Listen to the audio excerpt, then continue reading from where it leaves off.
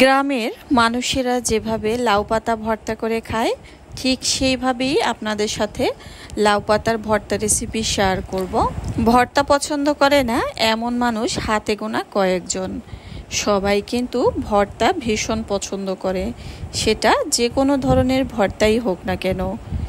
তো এখানে আমি যে লাউয়ের পাতা কিভাবে ভর্তা করেছি পুরোটাই কিন্তু আজকের ভিডিওতে দেখতে পাবেন। এভাবে পাটায় পিষে যদি ভর্তা তৈরি করা হয় তার স্বাদ তো দ্বিগুণ হয়ে যায়। যাই হোক, শুরুতেই বলেছি গ্রাম্য স্টাইলে আপনাদের সাথে লাউ পাতার ভর্তা রেসিপি শেয়ার করব।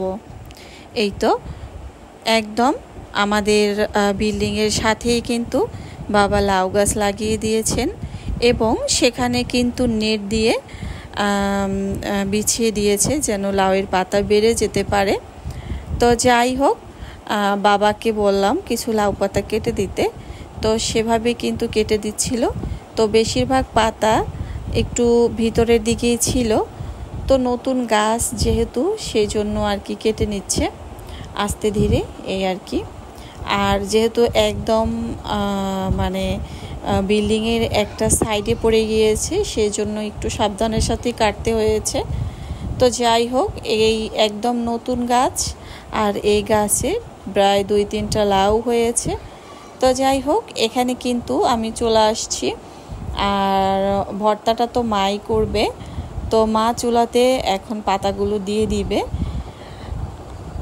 আর সেটাই কিন্তু আপনাদের সাথে শেয়ার করছি। তো প্রথমে কিন্তু পানি দিয়েছে পরিমাণ মতো, এরপরে লাউয়ের পাতাগুলো দিয়ে দিয়েছে। তো গ্রামের মানুষরা আসলে যেভাবে ভর্তা তৈরি করে খায় সেটাই কিন্তু আপনাদের সাথে শেয়ার করার চেষ্টা করছি, আর আশা করছি হয়তো আপনাদের কাছে ভালো লাগবে। আমরা অনেকে আছি কিন্তু কষ্টের জন্য হাতে বা পাটায় বেটে কিন্তু ভর্তা তৈরি করতে চাই না। তো যারা আসলে পাটায় বেটে ভর্তা তৈরি করেন তারাই কিন্তু বুঝতে পারবেন যে ভর্তার স্বাদ কিন্তু তখন আরও দ্বিগুণ হয়ে যায় যখন পাটাতে তৈরি করা হয়। এরপরে যেহেতু ভর্তাগুলো লাউ পাতার সাথে কিছু চিংড়ি মাছও দিয়েছে, তো সেই জন্য আলাদা করে চিংড়ি মাছ টেলে নিয়েছে। এখানে আমি ভর্তাটা নিজেই বেটে নিব, এই জন্য কিছু শুকনো মরিচ, পেঁয়াজ আর সামান্য একটু রসুন দিয়েছি। তো এই তো আগে কিন্তু শুকনো মরিচ, পেঁয়াজ, রসুন একসাথে বেটে নিয়েছি, নয়তো দেখা যায় অনেক সময় শুকনো মরিচের যে ছোলাটা থাকে ওটা কিন্তু আস্ত আস্ত থাকে। তো এরপরে কিন্তু চিংড়ি মাছগুলো বেটে নিব। পরবর্তীতে আমি লাউ পাতাগুলো ভালোভাবে বেটে নিব, কারণ লাউ পাতা যেহেতু খুবই নরম, খুব সহজেই কিন্তু মিশে যাবে। এই তো প্রথমে চিংড়ি মাছগুলো ভালোভাবে মিশিয়ে নিয়ে এরপরে কিন্তু লাউ পাতা দিয়ে এভাবে বেটে নিচ্ছি। আসলে ভর্তা তো সবাই খেতে পছন্দ করেন, ভর্তা তৈরি করার নিয়ম একই। হয়তো কেউ গ্রামে বসে তৈরি করেন, কেউ বা শহরে বসে, তবে যেখানেই করেন না কেন এভাবে যদি পাটাতে ভর্তা তৈরি করা হয় এর স্বাদ কিন্তু বেশি হয়। আর নিজেদের গাছের লাউ পাতা বলে কথা, এটা তো এখানে কোনো ফরমালিন নেই।